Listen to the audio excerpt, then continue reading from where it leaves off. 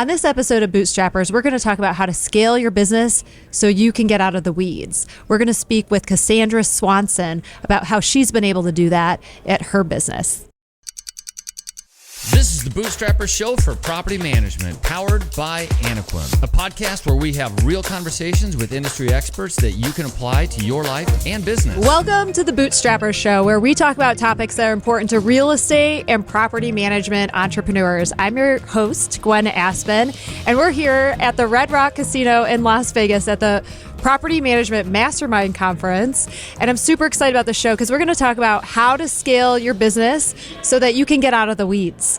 We're here with Cassandra Swanson of Paramount Property Management in Boise, Idaho. She's the CEO there, and she has successfully gotten herself out of the weeds, which was very hard to do in this industry. So you should be super proud of that. Bootstrappers is powered by Anequim. Anequim is the #1 virtual assistant company in the property management industry. We have a proven process. We can find the best candidates, and we'd love to help you. If you're interested in finding a virtual assistant, set up a discovery call on our website, anequim.net today. Hi, Cassandra. How are you? Good. It's a good morning. Oh my gosh. So Welcome busy. to the show. Yeah. So excited to have you. So tell us about yourself. So I grew up in Boise, Idaho. That's where I was born. I've traveled around a lot, but really fell in love with the area. It's similar to Colorado, so I'm sure you can relate. It's gorgeous. Yeah, it's great. And because of that, you have your community that kind of builds around you, and mine was awesome. And so I had found my way into property management as an accident, like everyone does. Yes, right? Like no one grew up and thought, I'm going to be a property manager thinks when that. I grow up. Without needing a counselor. Most of the stuff I spent time with and my interests growing up were with children and animals and mixing them together, which sounds exhausting, but was really fun for me. So what happened is I had a bucket list in my life of like really cool things that I wanted to happen that were circumstantial.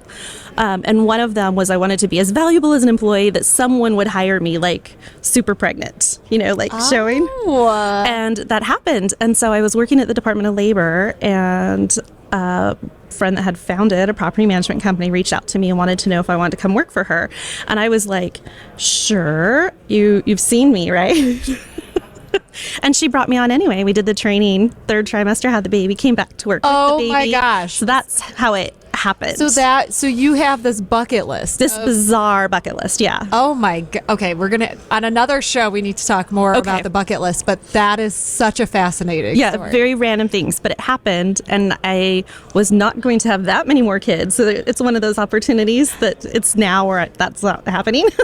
Yes. Oh my gosh. Wow. And so then you fell into property management. I did. Yeah. So I started there working on the properties and working in the marketing, because that was my management and marketing was my background in education and experience at the Department of Labor. And eventually what happened is the company was actually founded for her family member that was deployed in Afghanistan. And the idea was when he came home, he'd have the family business and step in and take it over, which is a great plan. But when he came back, he found going from explosive ordnance division to tenant maintenance had a very big difference on the why I do what I do scale. And so they ended up selling the company, and that's how I came into possession of it. Oh, wow. And he now works with the FBI and the police department locally. Okay. So it worked out really well for everyone. That did work out. Yeah. So what year did you purchase the company? So I became owner in 2010. 2010. Yeah. Okay. So when you became the owner, well, how many properties do you all manage now? So we've done quite the range with the experience, because we've done vacation homes and commercial and everything else. So we average in a year about 150, because we do tenant placement, and we've gone as far up as 350 and as low as 70 through the years as we tested things and went through 2008. Oh my gosh, I know it, right? All the things. Yeah. So with your organization, you have been able to successfully remove yourself from the day-to-day operations. Yes. So was that on your bucket list of goals to accomplish, or did that kind of happen organically? So what happened is I realized that the burnout time in our industry for employees and for owners was right around 4.5 years. And so if they couldn't switch it and they couldn't get everything under control and in a maintainable place to move on with their life, then they would step out of the industry. And so after watching that, the necessity became, okay, we've done the startup, we've got it founded, we've changed the ownership, and the first step in scaling ended up being letting go of the property owners that took more time than we made on them. Okay, so you really homed in on who the ideal client was that you wanted to work with. Yes. Yeah. And so that was probably why maybe you lost some of the properties, because you were like... It was. So the coolest thing happened as we started cutting those owners. I had set it up so that we could work on less. So we had a system, we had things outsourced, everything was there so we could work on less by losing these clients that were problematic or higher maintenance. And what happened is we let them go and we found no difference in our income.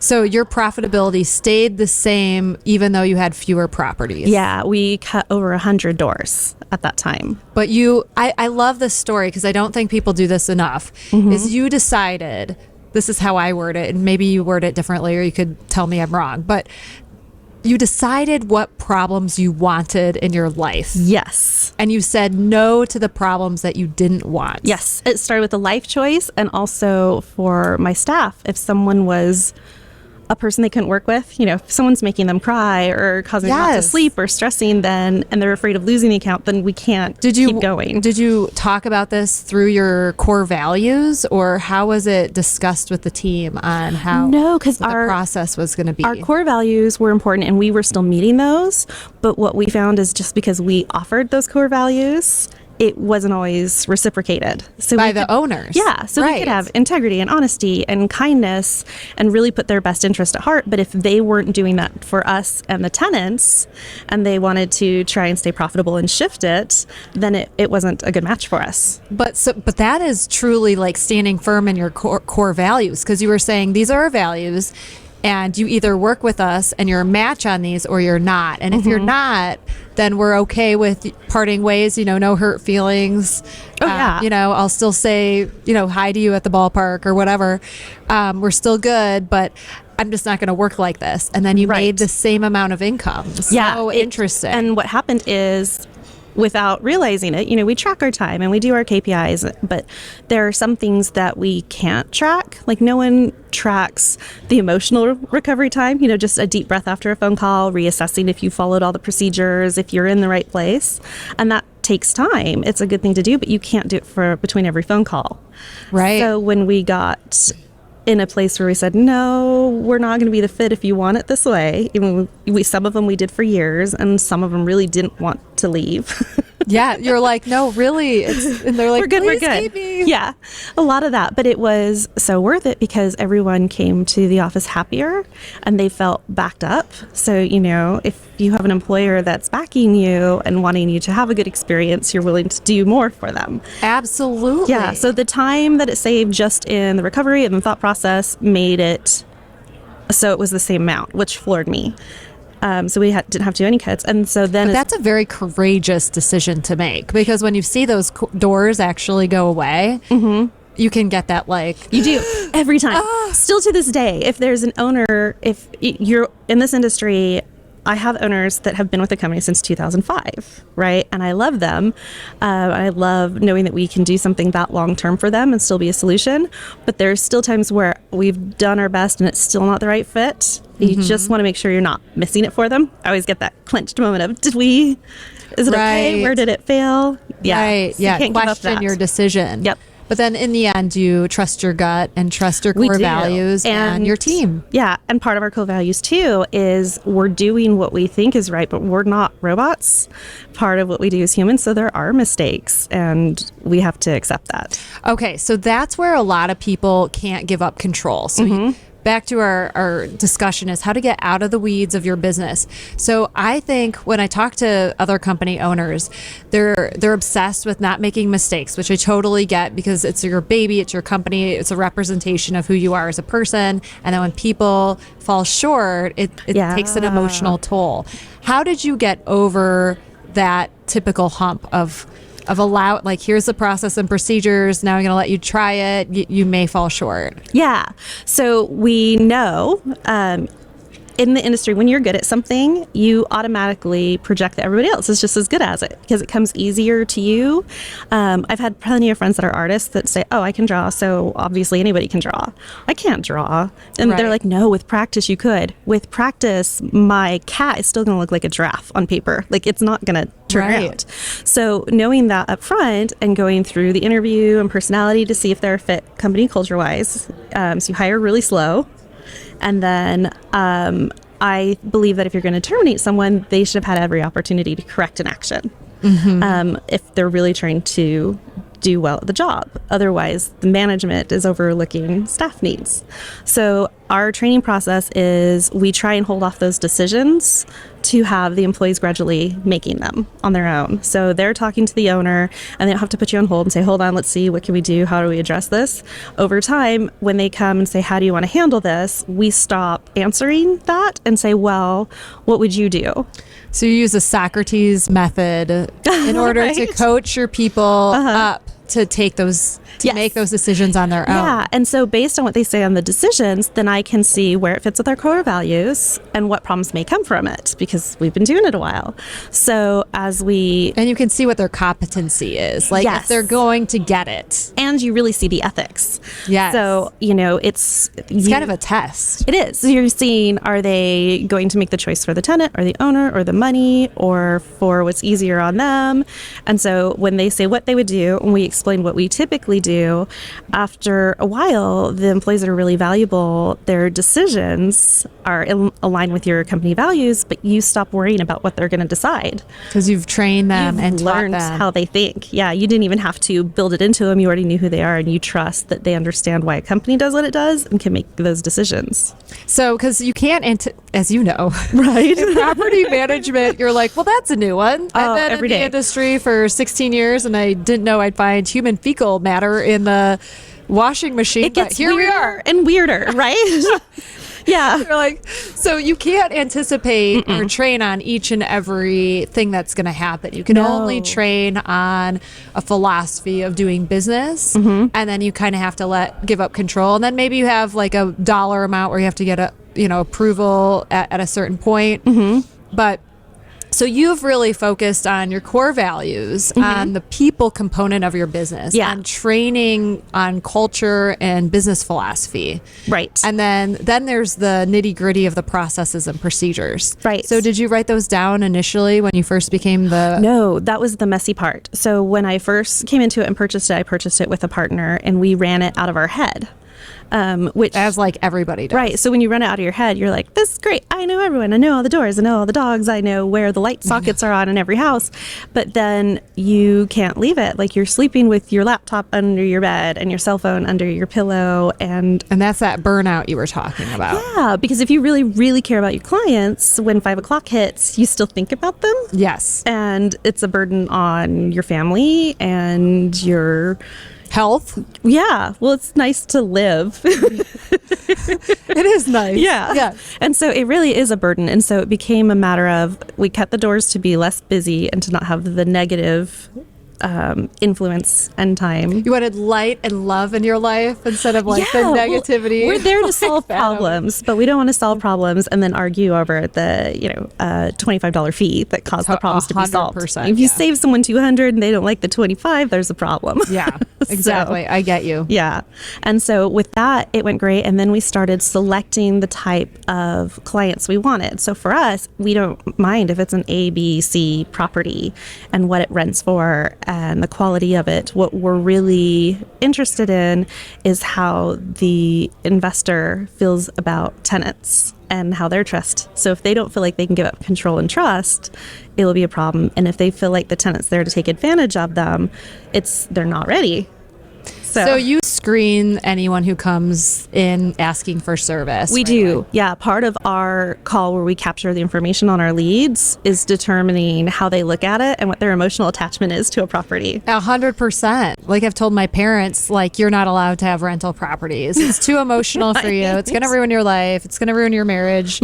It's too personal. It is not a financial decision for you. No. And investment properties are so different than properties that you bring your firstborn from the hospital to. Well, they can be. It depends on the person. If they can let go and say, I want someone else to have a life in this property. Right. But we're talking the owners that if they walk back into it, they're like, well, why would they put the couch there? That doesn't look good there. That's not going to work. Right.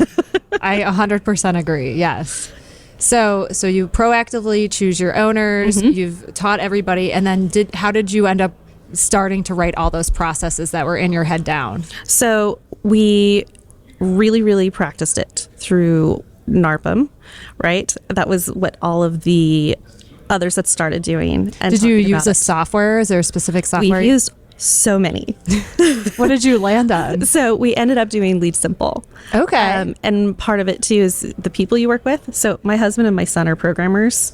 Well, that's a helpful attribute. In this industry. Unless you want them doing the emotional part of tenants or owners, then don't send them down that road. But they're great with the programming part. And so I really enjoyed working with that team and the processes because I have a crew that's ready to jump on and help automate things, as in, we know how to send out a management contract, but we can now push a button and send it out. So it's those little time savers for automation. So while you're writing your processes and procedures, you didn't just write down what you were doing. You thought very intentionally every step about how anything could be automated or done in a more efficient way. Yeah. So, the old trick that they used to talk in business and grammar and teaching people how to write is like, think of a peanut butter jelly sandwich and how you put it together and have someone act it out. And if they act it out and the sandwich isn't a sandwich, then you're missing parts in your head. So we did that, and then we take it to the staff that was actually doing those duties, and they told us what was absolutely wrong with it, and then we fix it. And then as time progresses, we never stop changing them. They still get fine-tuned. Do you have a person who's in charge of that? We do. You have like a point person where you're like, your part of your role is managing these processes. Yeah. So we have a person that's programming them from the start. Okay. And the people actively doing the role give us their list at this point. So in the beginning, it was me, right? Because I had to get it out of my head and realize that I wasn't following processes the same way each time. It was based on how I knew things. So it's, yes, no, if, and making up that flow chart. And then I pass that flow chart over to a programmer to do the automation, and then we go back to the person that performs it and says, is this your flow? Wow. And that's how we adjust it. Very intentional. Yeah. So is that natural to you, or was that process natural to you? Did it take your energy away? Because I think people are so like, I'm going to hate this so much, I don't even want to get started. There's no way to get away from the time consuming aspect of writing out your process. How long did it take you It takes hours. Like I would say when you start your first process is going to be at least 4 hours for something like most people start with like a move out. Like how do we do a move out process? And you think you can write it down in 15 minutes. And then when you really get into how you select the vendors and what you're looking at in the inspection and what day it happens, it's a 4-hour process the first time you do it. All the others after that is like get smaller. But then once you do it, then everything, this is how you have the life you want. So you knew you had to put the time in on the front end. You knew you had to do it the slow way. It's like the tortoise wins the race, right? Yeah. Like, I'm going to do this the hard way. I'm going to talk through the automation, then we'll get approval by the person who's doing it. And we're going to take this long time to write this out.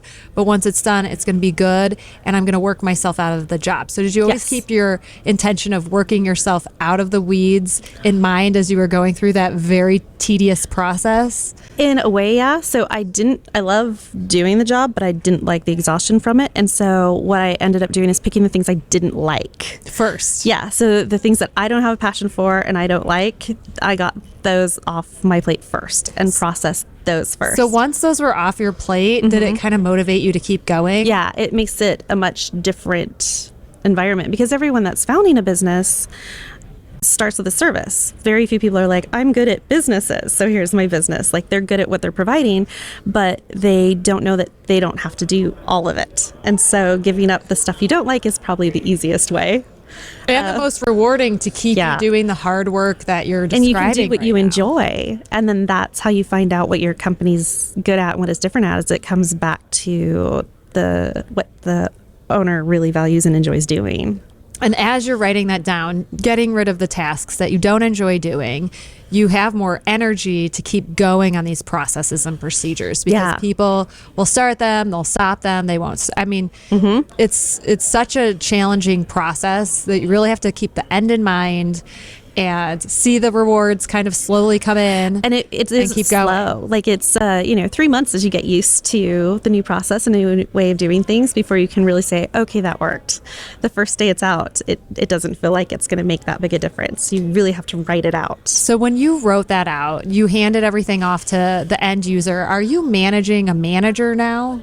Is there? So the goal is, because my theory in leadership is ultimately you want leadership to be a service role where you are training someone to do essentially what you can do and think with your core values and make those decisions so that they can continually move up.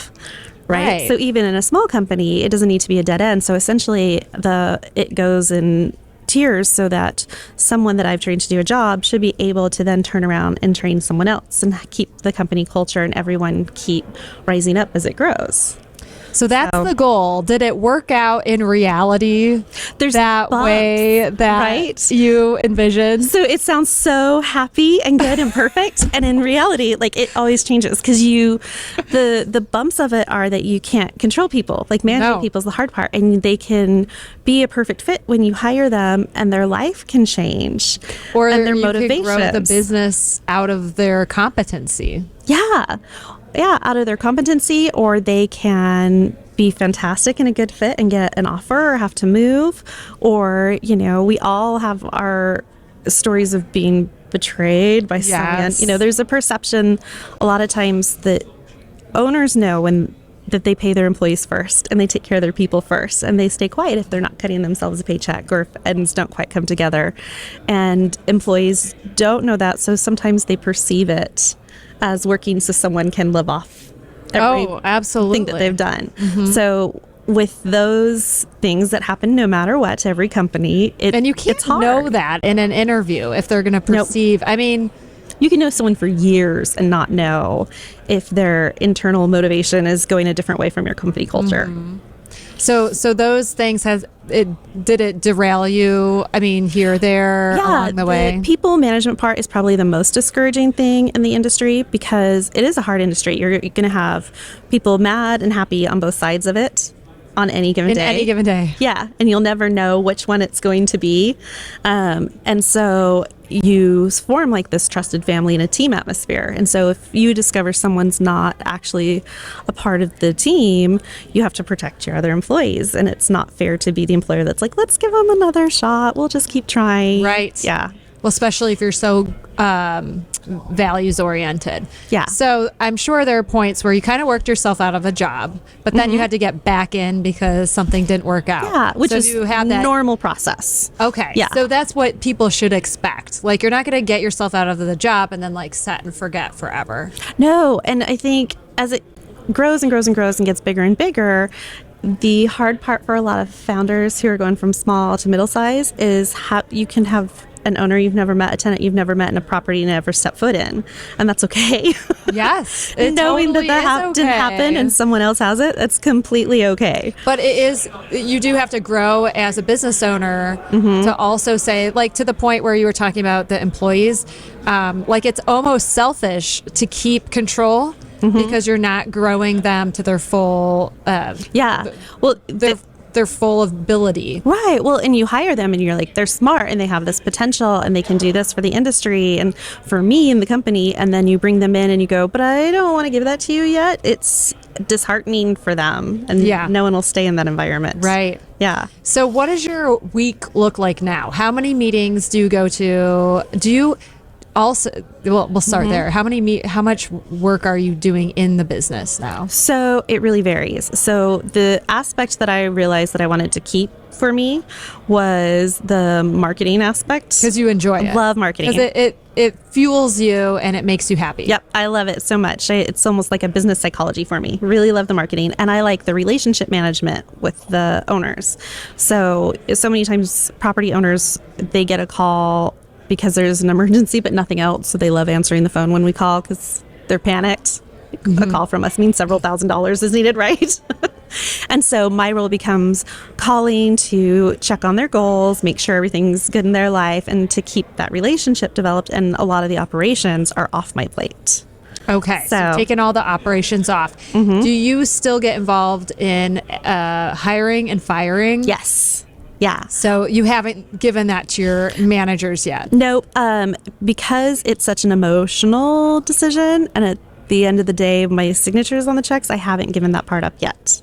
But we're still in the size where our culture develops through experience instead of like, this is how our corporation works and this is your manager will show you. We're still in that aspect of it. So eventually that would So is your goal to grow the business substantially? Yeah. So I want it to be an organization that can grow on its own and support itself and have its own way of being a part of the community that it's founded in. Because, each community kind of has its own way of thinking. So I really enjoy that aspect of it, and I don't mind growing within that. So, but we tend to value it organically so that we know who we're bringing on is going to work.